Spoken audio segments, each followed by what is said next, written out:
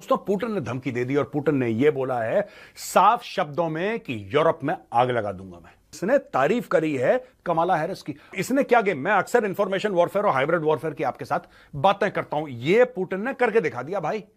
Putin ने यह बोला है कि जो कमला हैरिस है ना, शी इज वेरी गुड। उसकी जो लाफ है यानी कि उसकी हंसी है कंटेजियस है, यानी कि आप उसको देखेंगे हंसते हुए तो आपको भी अच्छा लगेगा, आप भी मुस्कुराएंगे, आप भी हंसेंगे। ये तारीफें कर रहा है कमला हैरिस की, और भी इसने कई सारी चीजें। ये क्यों कर रहा है पुतिन?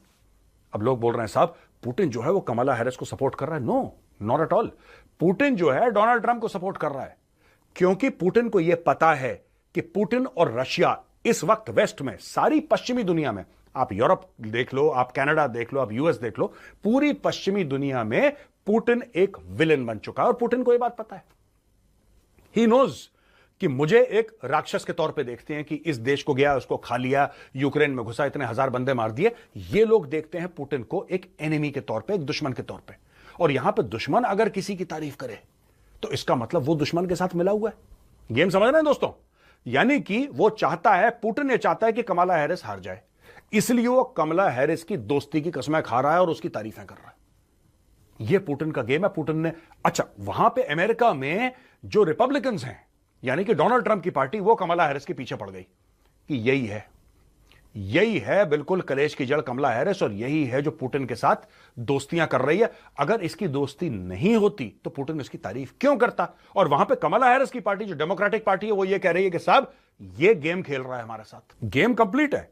आपका दोस्त है डोनाल्ड ट्रंप, आप उसकी बुराइयां करो, आप बुराई करो डोनाल्ड ट्रंप की, गंदा आदमी है, हमारे ऊपर सैंक्शन लगा दिए, हम चाहते हैं कमला हैरिस जीते, क्योंकि अगर वो जीतेगी तो फिर वो शायद ऐसी चीजें ना करे रूस के खिलाफ।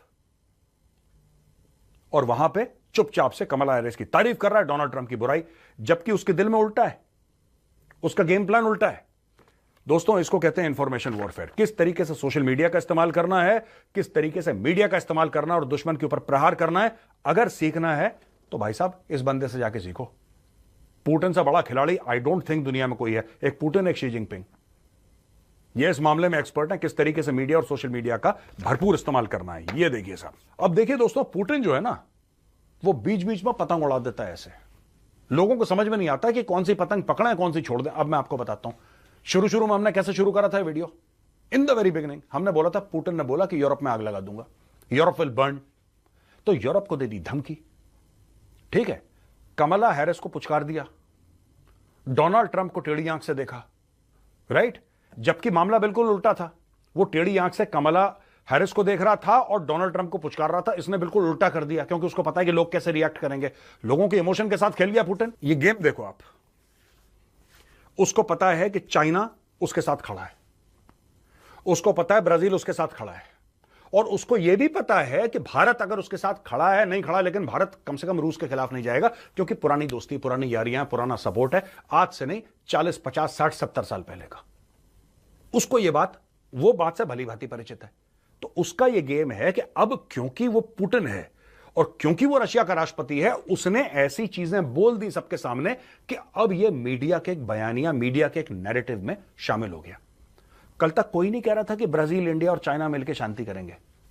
कल कोई नहीं कह रहा था। यह अचानक एक और फैक्टर इसने बीच में डाल दिया। समझ रहे हैं मेरी बात?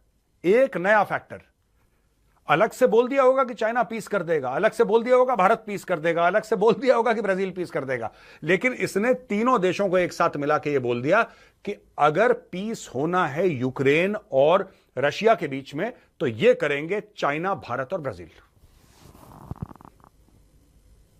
और ये तीनों कंट्रीज प्रो वेस्ट नहीं है। इंडिया न्यूट्रल है, ब्राजील का झुकाव रूस की ओर है, और चीन तो बिल्कुल रूस को गोद में बैठा के बैठा हुआ है।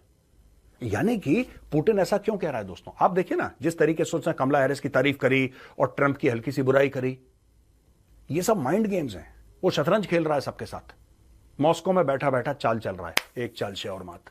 इसमें क्या गेम है मैं आपको बताता हूं। इसमें यह गेम है दोस्तों, क्योंकि अभी तक यह बात चल रही थी कि ये जितने भी पीस समिट्स हुए हैं, कोई स्विट्जरलैंड में पीस समिट हो रहा है, कोई फलाना जर्मनी में कहीं पे हो रहा है, 100 देश आ रहे हैं, who sponsoring all this? The west is sponsoring all this. यानी कि अगर वेस्ट दोस्ती करवाता है, या दोस्ती भी ना हो, मैं कह रहा हूं युद्ध विराम करवाता है रूस और यूक्रेन के बीच में, तो भाई जब लड़ाई खत्म होगी जब लड़ाई खत्म होगी तो बॉस मोटे मोटे कॉन्ट्रैक्ट आएंगे। मलाई कौन खाएगा तब? रिकंस्ट्रक्शन होगा ना। यूक्रेन तो आपने फूंक दिया पूरा। अब यूक्रेन को बनाने के लिए $500 अरब लगेंगे, हो सकता है 700-800 अरब डॉलर, नोबडी नोज, किसी को नहीं पता। सब लोग एस्टिमेट कर रहे हैं कि जी इतना होगा, इतना होगा, इतना, किसी को नहीं पता। आपको पूरी सड़कें बिछानी पड़ेंगी, रेलवे ट्रैक्स हो गए, ब्रिजेस हो गए, schools, college, university, residential complexes, malls, सब कुछ आपको बनाना पड़ेगा दोबारा, क्योंकि वहां के कई एरियाज में, मैं ये नहीं कह रहा पूरे यूक्रेन में, लेकिन कई एरियाज में सब कुछ ध्वस्त हो गए। अब आएंगे रिकंस्ट्रक्शन के कॉन्ट्रैक्ट्स जब लड़ाई खत्म होगी। तो यूक्रेन क्या चाल चल रहा है दोस्तों? यूक्रेन की यह चाल है कि एरिया और पकड़ लो, जब मोल भाव का वक्त आए तो आप कहो ठीक है भैया, आप हमारा इलाका छोड़ो, हम आपका छोड़ते हैं। यह बात हम कर चुके हैं पहले। यह गेम दूसरा खेल रहा है पुतिन। वो तो यूक्रेन का गेम है, पुतिन का यह गेम है कि ठीक है एरिया हम देख लेंगे, रशिया के पास बहुत ज्यादा एरिया पड़ा हुआ है, कोई दिक्कत नहीं है, राइट। आज आप पीस करोगे, 4 साल के बाद फिर ये ठोक देगा यूक्रेन को। यह कह रहा है तब की तब देखी जाएगी, लंबा गेम सोचो।